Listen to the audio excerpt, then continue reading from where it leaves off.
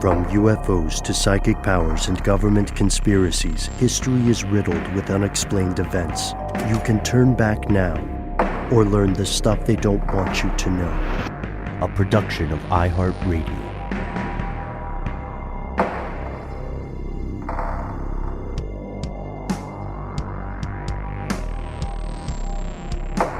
Hello, welcome back to the show. My name is Matt. My name is Noel. They call me Ben. We're joined as always with our super producer, Alexis, codenamed Doc Holliday Jackson. Most importantly, you are here, and that makes this the stuff they don't want you to know. It is the top of the week. Tensions are high, especially if you are in Eastern Europe. We have an episode cooking on that, but in the meantime, if you'd like some context that is egregiously missing from mainstream media, do check out our past episodes on The Great Game, on whether the Cold War ended, on Alexander Dugin, aka Russia's new Rasputin, or at least that's the name of the episode. He's kind of an Alex Jones figure for them, but an Alex Jones figure that generals listen to. Does he have like magical powers? Can he take a bullet and survive? You'll have to listen to the episode. He sure talks like he can, and he does have an occult background. So that I think that's tasty. That's a tasty tease there. So today we're not talking about those things, but our eyes are very much on them, and we depend on you and your fellow conspiracy realists to help give us the truth, the unvarnished stuff, no matter how ugly it is. So please always feel free to contact us. Today we are going to talk about corruption. We're going to talk about a shiny new resurrection of Epcot ideas. And we're also going to talk about some fun counter-protest stuff that touches on another episode we have in development, aka the Freedom Convoy. Thank you to everyone who has written very well-considered opinions about this. And not everybody is of the same mind, which, by the way, I think means that we are doing something correctly. So with this, let's get to the big ticket item. This happens a lot in the world of always cycling news. You'll hear a big story that will explode, but then it gets subsumed in the noise because another story happens. So this is a very interesting time for us to do strange news, as a lot of news is rightly occupied. Occupied might be the best word there, but rightly occupied with the situation in Ukraine. So you may not have heard that there was a massive new leak that hit the press recently before Daddy Vladdy took over most news programs. Just spit out my coffee. Fantastic. Daddy Vladdy. Yeah, that's Vladdy. what he wants to be called, apparently. He's kind of more of a zaddy, though, you know? He's really got the bucks to make these things happen. He's sensitive about his age. What is a zaddy? A zaddy's like a daddy warbucks, like kind of like an older, buff daddy that'll buy you nice things. Isn't that right? Yeah, also known as a silver fox, I believe, in that nomenclature. But yeah, maybe he's sensitive about his age, Daddy Vladdy. But the news should be occupied with this because terrible things are on the verge of happening, and some terrible things have already occurred. That's why you might have missed this story that, Matt, I know you and I were talking about a bit off air. This is something that I think will surprise a lot of people if they haven't heard about this, but maybe the best way to set us up is to say, have you ever thought of like opening a Swiss bank account? I'm not there in life yet, but I'd like one. No. No, I'm not there in life yet either, but it certainly seems like a real cool flex. Let me check my Swiss bank account. Yeah. Yeah, well, a lot of very wealthy people have done that over, the years, many, many decades, because of the banking laws in Switzerland. And we've talked about this before a couple of different times. We've covered things like the Panama Papers, the Pandora Papers, the HSBC Bank, and what was going on there with money laundering for people who make their money with illicit drugs. And Credit Suisse, unfortunately, is riled up in a bunch of scandals right now. Unfortunately, I suppose. And this is just the latest thing. I'll read you the headline from The Guardian, which is one of the media outlets that's part of a rather large consortium of media outlets that got access to this information and have been working on it for some time. The title, if you want to search for it, is Revealed: Credit Suisse Leak Unmasks Criminals, Fraudsters, and Corrupt Politicians. It was written by David Pegg, Kalina Marktoff, Martin Chulov, Paul Lewis, and Luke Harding.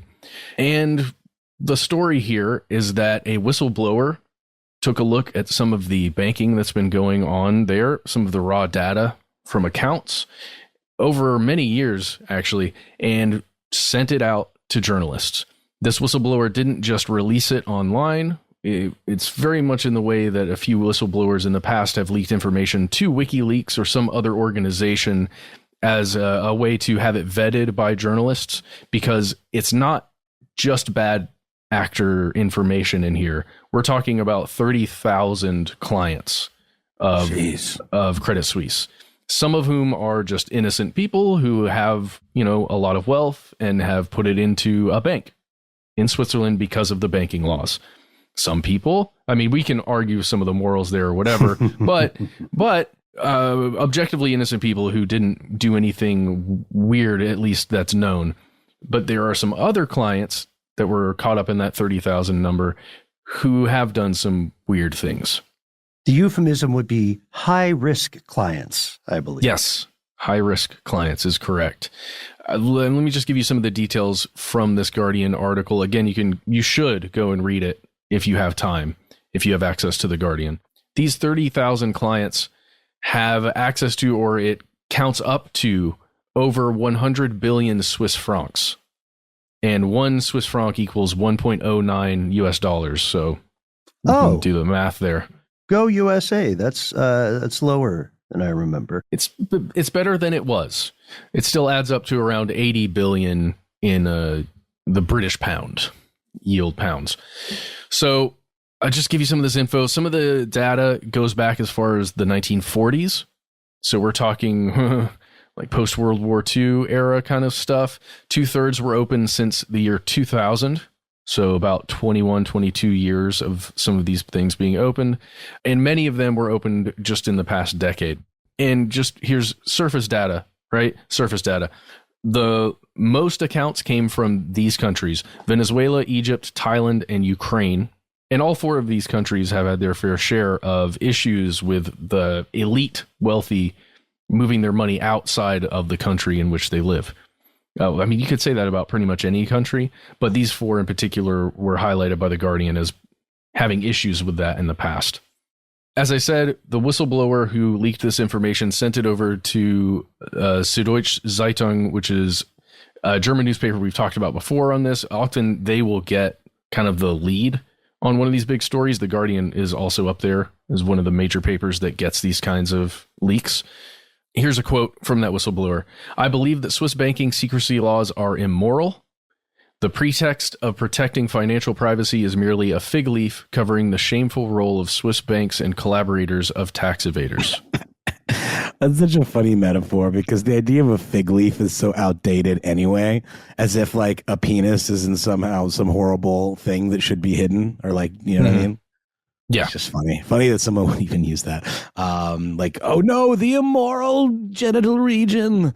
It is interesting, though. I think there's some truth to, besides, the mismatched metaphor there, I guess, or the image. Why is it so laissez-faire there? Is it a civil liberties thing that they've like kind of codified and held up as this shining example of how progressive they are, as the Swiss? It goes back to the 1700s. So there are conspiracy theories you will read that argue it goes back much, much further, but really Swiss banking secrecy evolved or the genesis of its evolution takes place as a way of avoiding the Protestant banking system of the time. So Catholic kings in France would put their money in Geneva. So it was a tax dodge, basically. It was a way not to pay your fair share, and it just really took off. So is Delaware like the Switzerland of the U.S.? Delaware, I wouldn't be surprised if high-value individuals based in Delaware who run corporations that are based in Delaware have their money in Swiss bank accounts. Even now, they might still, but you know what I mean? It's just Delaware being sort of a weird tax shelter here in the U.S. It's like somehow a loophole in a similar way. Yeah, yeah. Corporations operate differently in Delaware, which I've always wanted to do an episode on. But yes, this Matt, you're spot on with some of the concerns here, right? Because this also makes the banking, it makes Credit Suisse look bad. It does. It makes Credit Suisse look very bad, and they're a behemoth when it comes to banking. Just on the Swiss banking laws and the culture there, I just want to point this out, which The Guardian did. If you live in Switzerland, if you're a citizen, you cannot learn information about any of this by reading the Swiss news, because by law, they are not allowed to cover anything about a specific client of their banking institutions. Because poor people can buy newspapers. Just pointing it out. Isn't it interesting that Switzerland's always considered to be so neutral? Like, we are Switzerland, but isn't this about the least neutral thing they can do to shelter all of these like international criminals and their finances from the eyes of the law? It just doesn't seem very neutral to me. I think we'll get to it in a second, but there are some internal mechanisms that Swiss banks are legally required to do before accepting someone as a client. So they'll keep the secrets with a couple of different caveats, but it is on them legally to say, oh, Idi Amin is a war criminal, so maybe we shouldn't let him but there are also ways that they process those things that make it very easy to not see stuff you don't want to see. Would you say that's accurate, Matt? Yeah, I think one of the biggest problems here are accounts started by people who don't necessarily have any blemishes on their character or have done something wrong. They begin the account. It's a ton of money just sitting in their bank, which allows them to operate at the levels they're allowed that they can operate, right? Because they have so much money in their bank, literally, that once something comes out about one of these account holders, it doesn't help the bank to like raise a flag and say, oh, now we got to get rid of this person's, $24 million or whatever. It doesn't make sense because the money's just sitting there, right? If nobody knows that it's that person's money and it's just sitting in there, it's only helping the bank. But yeah, Ben, you're getting to a lot of stuff that's in this Guardian article as well. And I'm only citing this one article because it's the primary source for this coming out right now, in my opinion. And it's branching off with other articles that they're publishing right now. So if you want to at least get started learning about this, head there. But they do make some statements in here about how banking law is changing. And it looks like in the future, there's going to be more changes on the way. Mm-hmm. It says membership of the global exchange system is often cited by Switzerland's banking industry as a turning point. Quote, there is no longer Swiss bank client confidentiality for clients abroad. So a client who lives in the United States but has a Swiss bank account, they don't have the same protections that someone living in Switzerland has. And that's from the Swiss Bankers Association. They say, quote, we are transparent. There's nothing to hide in Switzerland. Yes, there is. There is. It says Switzerland's almost 90-year-old banking secrecy law, however, remains in force and was recently broadened. The Tax Justice Network estimates that countries around the world collectively lose $21 billion, that's U.S., each year in tax revenues because of Switzerland. Of course. Because the money just goes and stays. But that's what I mean. Like, I would think that would make them persona non grata to the government, not neutral at all. It's like, yo, you're taking all of this money out of the coffers of our treasury. I do want to point out that what they're referencing there in The Guardian is the Federal Act on Banks and Saving Banks from 1934 in Switzerland. So the roots of that are in the 1700s, but the law that is still being tinkered with today is from the 30s. Yep. Oh, God, pretty soon we're going to have to say the 1930s because we'll be in the 30s. Anyway, you're right. You're right. There's a lot of moral quandary here. There is, and just quickly to connect this to Ukraine and what we were talking about, there's a gentleman named Pavlo Lazarenko that you can learn about if you read this article. He was the prime minister of Ukraine between 1997 and 98, and that's around the time when he applied for a Credit Suisse account. And what was it? It says it was valued at 8 million francs at the time. It was later found that he had apparently, according to Transparency International, he apparently looted 200 million US dollars from the Ukrainian government, or at least wealth equaling $200 million. And he did it by threatening, this is from The Guardian, he did it by threatening to harm businesses unless they paid him 50% of their profits. And his money was still hanging out in there. Oh, like Putin's deal with the oligarchs, right? I mean, that's the big rumor, is that the oligarchs who are currently parking all that money in London were able to, this is for a future episode, spoiler, folks. Yeah. But what he did was he, went hard on a few oligarchs who were getting big for their britches, and the rest were like, what do we have to do to survive? And he allegedly just told them 50%. Yeah, exactly. Come on, here. 50%. So look, there's a ton more here. I think this is worth more of our time, guys, just to go into some of these details. They're fascinating. In the meantime, you listening, please check it out. Look at Credit Suisse's official response. You can find that also in The Guardian. You can also find an article, What is the Swiss Secrets Leak and Why Are We Publishing It? It's a really interesting look at why The Guardian is actually doing this entire thing.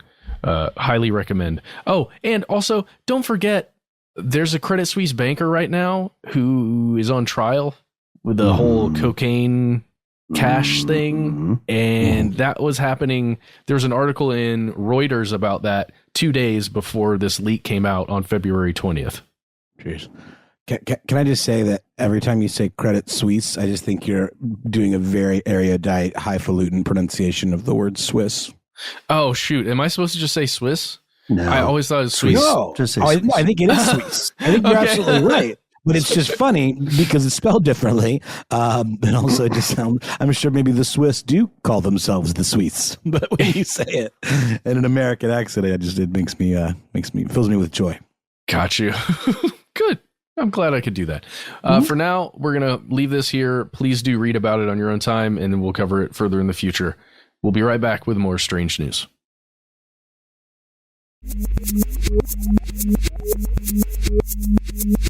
And we're back with more strange news. This is something of an update to a story I think we've done 2 updates to thus far. The trucker convoy blockade anti-mask vax situation there in Canada. Matt, you sort of led the charge on this one, kind of unpacking what they were all about, what's being done about it. There are, folks that are trying to aid these protesters by funneling them, resources and cryptocurrency and this, that, and the other. Does that about cover it, Matt? To be fair, I think Ben led the charge on this one. But you led one of the charges. You did an update for sure, Matt, I recall. But Ben, does that? Yeah, I've been doing some extensive research on this. Again, grateful for everybody who's written in, and also very impressed with the caliber of conversation, especially the fact that not everybody listening now agrees on these things. Just a quick note, Canada has ended the Freedom Convoy in a large part. They finally did invoke the Emergencies Act about a week ago as we record to make the trucks move, basically. Correct. But the basic reason for it existing was about as I laid it out. It was people that were of a perhaps more right wing leaning. I mean, it doesn't mean exactly the same thing over there as it does over here, but it largely does. Political sensibility that were not about vaccines, not about mask mandates and all that. And they sought to disrupt the supply chain in some form, and at the very least, disrupt traffic in downtown Ottawa by just pulling their trucks in very inconvenient ways. Essentially, they formed a ring around the city with their trucks, or attempted to anyway. Yeah, tried to block major transportation routes, major road routes. And you're correct. It was started by a faction of truckers who professionally travel across the Canadian-U.S. border in response to the mandating of vaccinations for those drivers. To be clear, the majority of truckers at that time and now are actually vaccinated. So it's not like all the trucks in Canada went, but it was a lot. Started as a convoy, ended as an occupation and a protest. Now, wouldn't you say, before we get into the story, obviously, I'm sorry to dilly-dally, but wouldn't you say there is a version of this that could be categorized as domestic terrorism? like where it goes beyond just a protest? I mean, we did an episode on eco-terrorism recently and discussed kind of the differences between that and just more like basic domestic terrorism. But I know they're not blowing anything up, but they are going to such a degree to block, shipping hubs and infrastructure kind of choke points that, they are seeking to do harm to the country from within.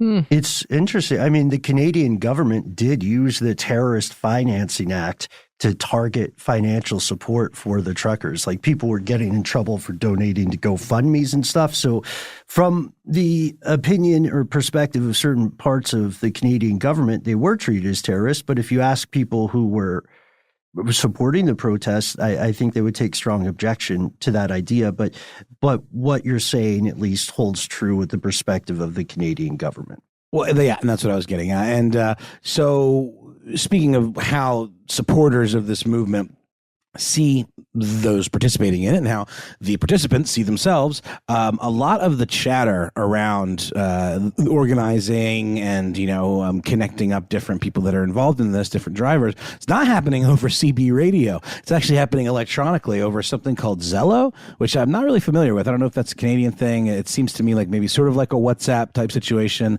or like a Discord kind of, where it's like an audio based kind of group chat where different people can be in the chat. And then also, like we know with Discord, a lot of those addresses are available to the public or can be leaked. And all you often don't need any kind of password or anything. You just need the URL, and then you can jump in, just like we used to have these spates of Zoom bombing, during the beginning of the pandemic, and a small but highly vocal contingent of anti-convoy protesters have begun using a piece of audio that got a bit of attention in around 2016 as a meme. You guys, does the expression Ram Ranch mean anything to you?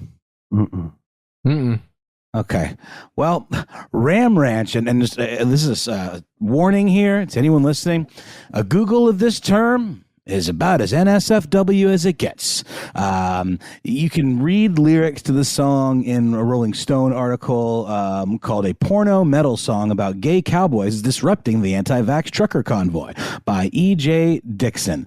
Very appropriate last name for this one, too. There's a lot of content in this song. Let's just say what it leads with, and then the rest of it, I can't even do it. I can't there's no way. But you can look for yourselves, but don't play the audio out loud at work. And if you're going to read it, I would read it in a separate tab that you can maybe like duck out of if someone comes to look over your shoulder. It starts with this.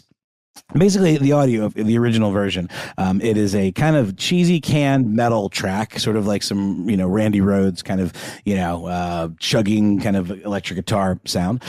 And it's clearly this dude with this very weird kind of like old man voice.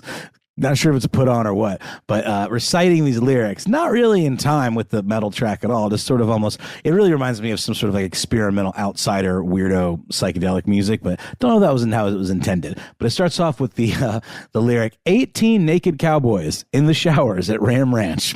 And it goes on from there to include some very descriptive, highly salacious language describing the various scenarios that these 18 naked cowboys and all of their compatriots get into there at Ram Ranch.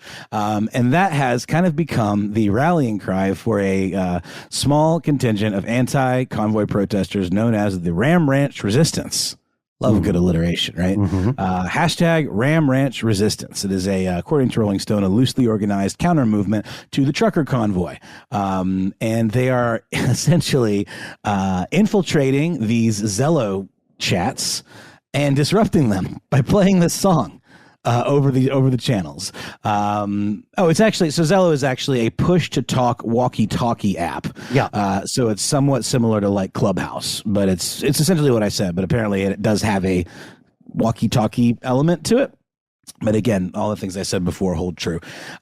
So this Rolling Stone article quotes Katerina, no last name given, who's a PhD student there in Ottawa and one of the leaders of the Triple R, let's call it, the Ram Ranch Resistance. She asked for her last name to be withheld. She did not want to be doxxed, it says here in the article, and I can see why.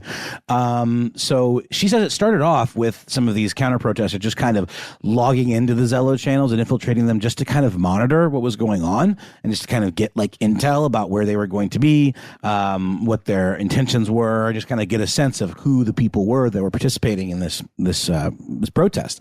And she says that over time, she started to realize a lot of the folks on these channels were using some very homophobic, misogynist, racist, sexist, just nasty language, very casually. And she started to realize kind of what their intent was. And they would refer to themselves as soldiers. They would say that, it's very much being sort of presented, and I think accurately, as a Canadian version of like the insurgency that happened here at the Capitol. In that it's an action. It is an on the ground action that's organized with people that hold these very conservative beliefs.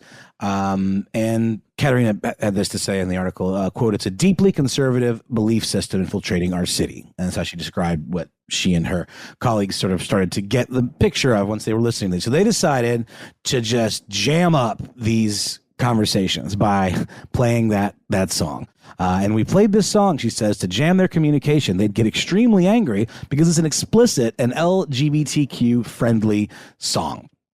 The creator of Ram Ranch, the original, it was put out in 2012. It's a guy by the name of Grant McDonald. And he kind of became a bit of a internet sensation because of the song when it kind of went viral in 2016. Now it's experiencing a serious resurgence. You can find it on Spotify, along with some of his other hits. I'm using hits very loosely, but he definitely has some other songs very much in the same vein as Ram Ranch. And he said that he was thrilled to see the song trending again and the numbers of the play counts going up, on Spotify, because he said that the initial impetus behind the song was itself a protest, that he was trying to protest against what he saw as misogyny and homophobia in Nashville, particularly. The idea of like a gay cowboy being sort of like, this kind of shunned concept. He takes it about as far as you can go, let me tell you, in this song. And it's very interesting and very performance arty when you listen to it, if you choose to listen to it. So, essentially it's just a very elaborate act of trolling, using this song to try to push the buttons of these folks that, have dispersed at this point, for the most part. But at the time, I think it was a pretty interesting way of going about pissing these folks off. What do you guys think? Is this helpful? Is this just riling people up even further and making them feel more justified in their actions? Or I find it delightful, personally. I'm a fan of protest in general, in principle. I think it's an important right for anybody, wherever you live. If you don't have the ability to protest, then something is wrong. Also, I am a huge proponent of culture jamming. I like disrupting routines. I like countering these expectations and assumptions that any people may have.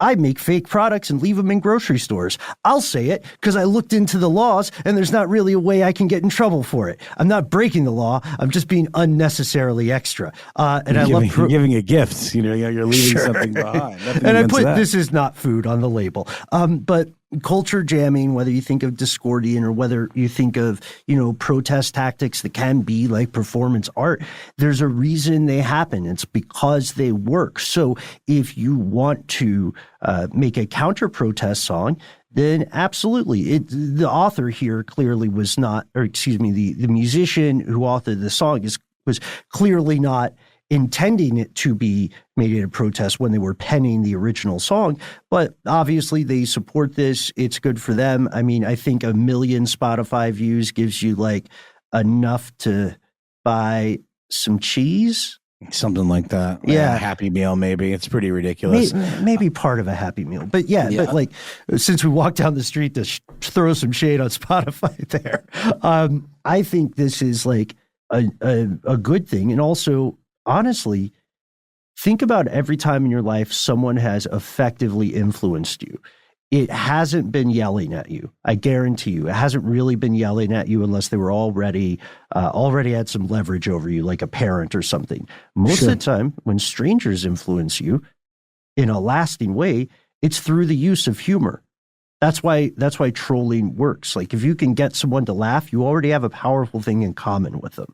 So that's why I support it. I don't know about you, Matt. I'm with you, man. I'm with you. How about you, Matt? I don't know. Hate music. Matt hates music.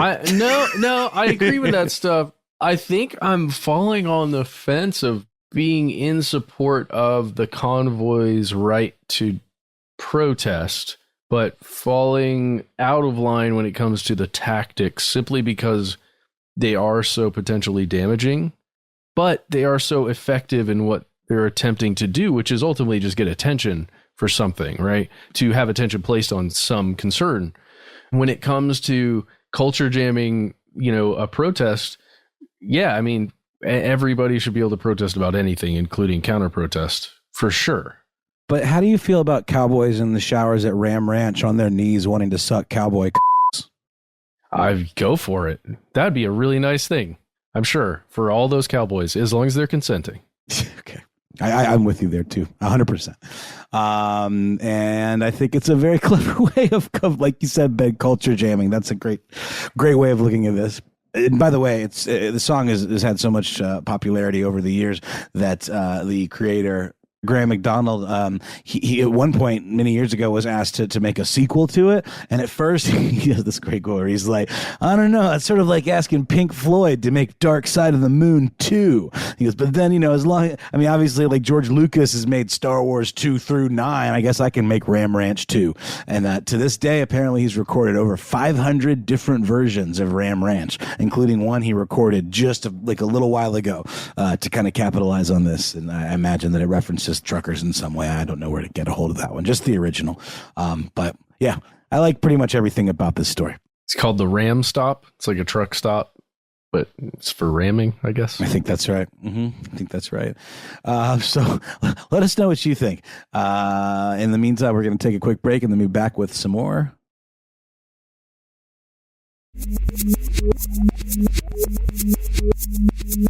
Also, this is something we'll probably talk about later this week, but the Canadian convoy may end up being a little more of a precedent than a one-time event.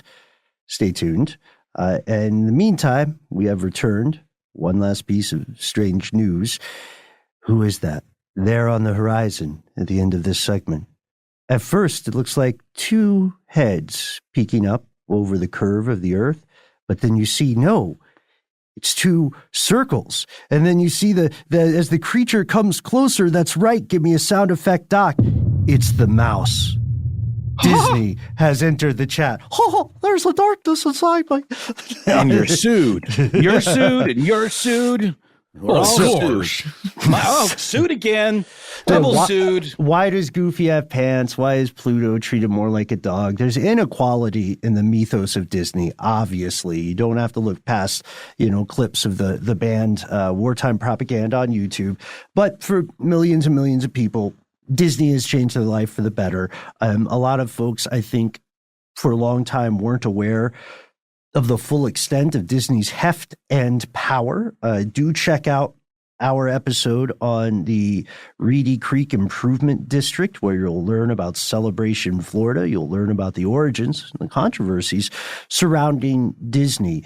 And of course, you could argue that any big company, the company that owns us as well, at some point gets involved in ethically dodgy things just by the nature of their size. Going back to Matt's earlier comment in our Credit Suisse conversation.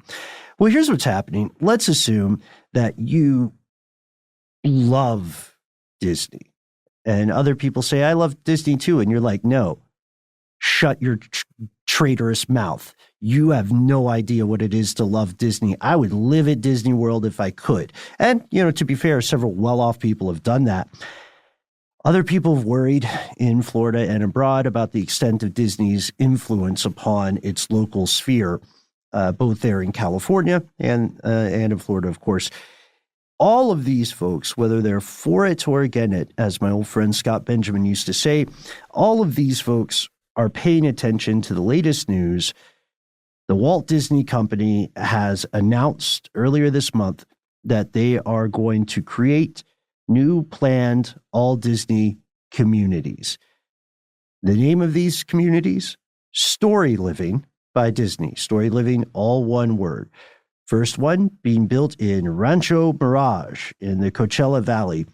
This is interesting because Walt himself, Big W, used to own a home there, and he would go on vacations in that area.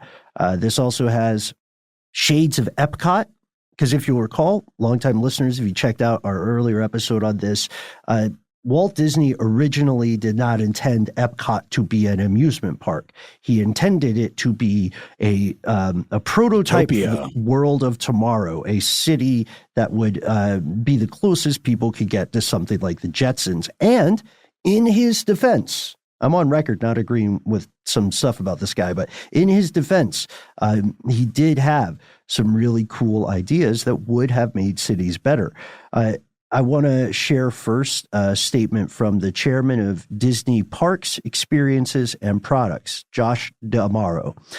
Josh says, for nearly 100 years, Disney has shared stories that have touched the hearts and minds of people all around the world. As we prepare to enter our second century, we are developing new and exciting ways to bring the magic of Disney to people wherever they are, expanding storytelling, get it, to story living. He didn't say get it. We can't wait to welcome residents to these beautiful and unique Disney communities where they can live their lives to the fullest. So, so many questions. Is it like a theme park? Like you go through, and are there people there that work there that dress up as characters and interact with you? Are there like experiential, like magical forests that you walk to on the way to the A&P? Like, what are we talking here? Yeah, at certain events, you probably will see that. They're going for, planned communities, which includes senior living, 55 years plus. Also, probably have, of course, they'll have childcare facilities. Everybody living there will have a club membership, which gives you access to what they're calling curated experiences. So they said it's voluntary. They said it's voluntary. Yeah, all this stuff is always opt-in at the beginning. Shout out Sesame Credit. And shout out voice interaction with your local, credit card company or utility company, the world. Anyway, so Walt Disney had this vision years and years ago, and the idea of storytelling evolving to story living makes sense, but I think based on just what we've heard, I wanted to give Disney's side first and what they're aiming to do. Based on what we've just heard so far, do you feel that there could be some controversies? I don't know. I mean, to me, it's more just like an optics thing in the same way that they're kind of getting some blowback for their really overpriced Star Wars hotel. That's just like egregiously expensive and clearly designed only for the super duper haves. That's all I see an issue. I mean, if you want to, we know Disney fanatics. It's a real segment of the population, and they oftentimes don't have kids. They are, they're adults who have a lot of disposable income, and just, choose to spend it on this Disney stuff, these Disney experiences. So to me, it seems like it's for them. And we already know those people use their money to do exactly what they want to do. So I don't quite understand where the controversy is. Is it more about control, Ben? About once you're in this ecosystem, there's like no escape or something? Well, yeah, there's some concerns about sandboxing, of course. There are also concerns of, several folks wrote to me raising the specter of the company town. I mentioned that earlier, in the resurgence of that in Nevada is quite a possibility. This is not quite the same thing. And to be honest, I feel like I see some controversies with it that are potential, that are down the road. But immediately what I see is maybe people unfairly picking on adult fans of Disney stuff. You know what I mean? Like what you like. As long as you're not making somebody else do it, go have fun at the Ram Ranch, but don't ask me to go hang out, or don't get mad when I say no, or like go have fun at Storyliving and live there. You know what I mean? And maybe I'll come visit you, but don't get mad at me if I don't want to live there. That's your thing. You do your thing. That's a question too. Is it like a prohibitive for visitors? Like, do you have to be part of it, part of that ecosystem, part of their world, in order to like be able to like go hang out? Is there a cost? Like, what's that structure look like? What are some of your other concerns? No. Right. Bring your friends. Bring your friends. That's the only way we can continue here at Storyliving to make more money. We need more money to come in for the harvest or Shades of Poltergeist. All are welcome. What's that short story, The Lottery? Remember that one? Shirley that ends Jackson. with spoiler alert for like a 50-year-old story with everyone in the town stoning the newbie to death, I believe, if I'm not mistaken. I get potential fun dystopian sci-fi shades with that of this whole thing. You know, like it seems so perfect, and then it turns out you have to sacrifice someone to the mouse. You know, once a solstice. Well, can I tell you? Yeah. Oh, I hope there's no sacrifices in the first phase. That you gotta get people acclimated. You gotta save it up. Prove the worth of the sacrifice. You gotta earn that first sacrifice for real. You know what I mean? Yeah. The thing that weirds me out, Ben, is the concept that just in your daily life, if you did live here in this area and you went to all the Disney themed restaurants that are there, it's where you primarily get your food. There's probably a Disney Kroger kind of situation, right? Where you go and you get your groceries.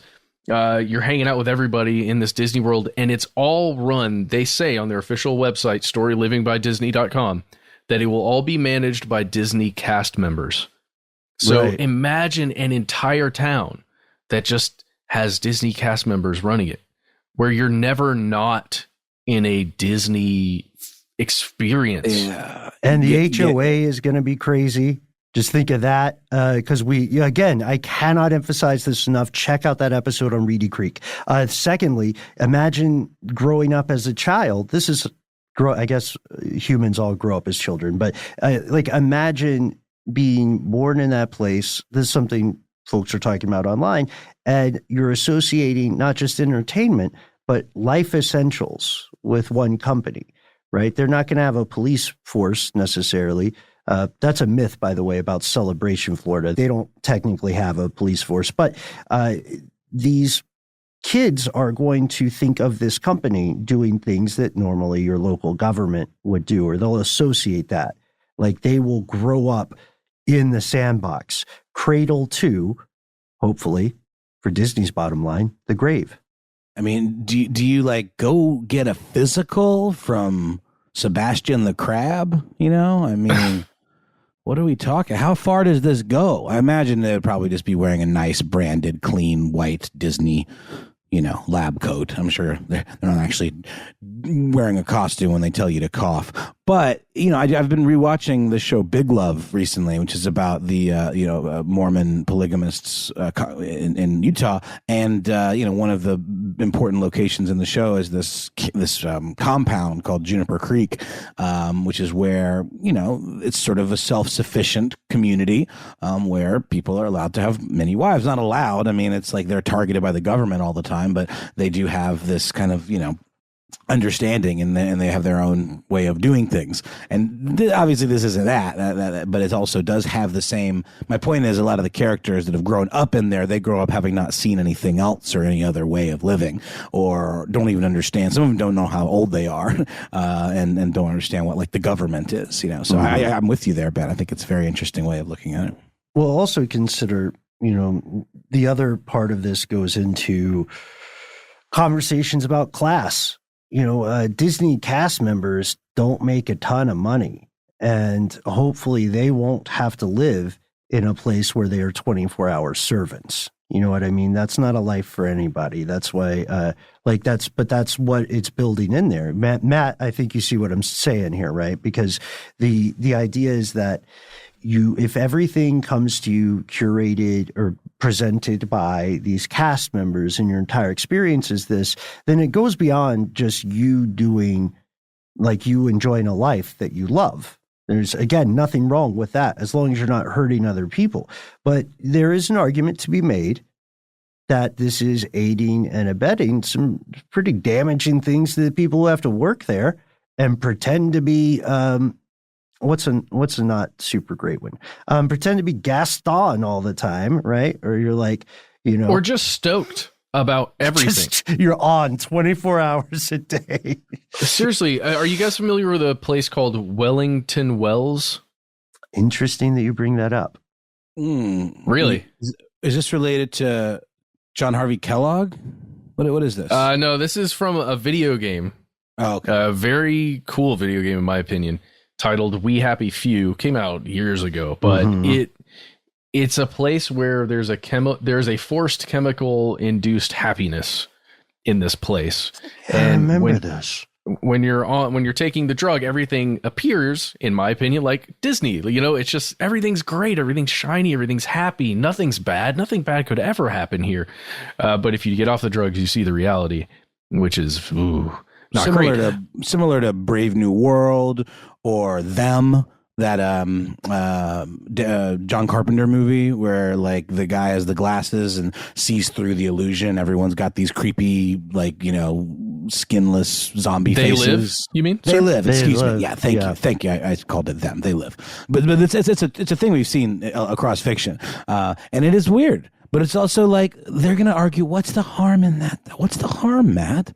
What's the harm in pure happiness?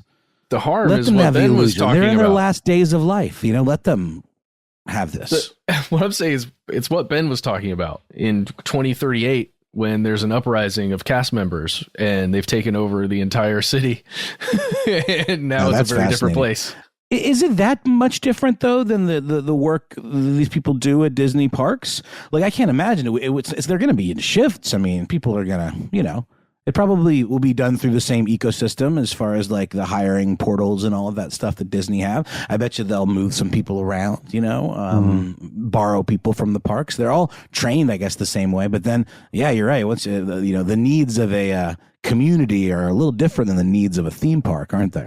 Right. The earliest precedent, another perhaps more recent precedent would be Global Oaks, which is a kind of a prototype run for this and quite expensive. The entry level there was $2 million, I think. So this is not mouse scratch. This is a significant chunk of money. The last thing I want to enter into the record as a controversy being raised is the amount of water features that will be constructed in a very, very thirsty place. California is not the number one hotspot for water wars globally, but it's up there in the U.S. for sure because of the extent of agriculture. So people are questioning this on several grounds. I haven't found anything nefarious. And again, I want to be very clear. I'm not intending this conversation as a hit piece for people who, have maybe worked all their lives and they want to retire and feel like they're kind of always immersed in Disney culture. If that's what you want to do, then that's what, it's your money. It's your life. Go be happy. Anybody who tells you that you can't be happy about something you're doing, if it doesn't hurt other people, they're wrong. There's not even a nuance to it. If you like ska and you say, I want to live on Ska Island and no one's going to get hurt, and we don't even have to talk about it, and someone's like, oh, ska is BS and you're dumb for living there. Well, guess what? They're wrong.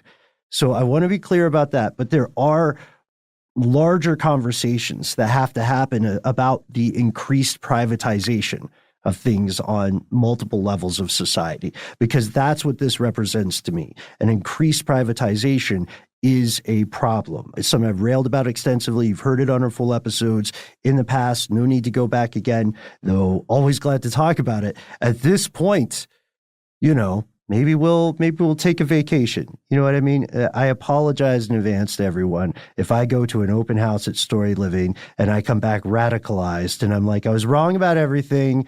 It's awesome. They have a quesadilla station or something. Then, me, because I was wrong about it. But I'm just saying it's right to be skeptical at this point. With that, we want to hear your takes. We want to hear your takes about culture jamming, counter protesting. We want to hear your idea of what if anything will shake out with this leak from the Swiss banking system. Keep in mind, Credit Suisse is the number 2 bank. It's not the biggest one. The biggest one is UBS. So what do they have up their sleeve? And then let us know what you think about the future of living in a town that is entirely run by a private entity. Love to hear your thoughts. We try to be easy to find online. That's right. Call us and tell us about your new custom Storyliving home on Ram Island. Our number is 1-833-STDWYTK. When you call in, give yourself a cool nickname. You've got 3 minutes. Say whatever you'd like. At the end of that 3 minutes, please give us permission to use your voice. If you want us to use your voice on one of these episodes, that would be very helpful. And if you've got more to say than can fit in that 3-minute voicemail message, why not instead send us a good old-fashioned email? We are conspiracy@iHeartRadio.com.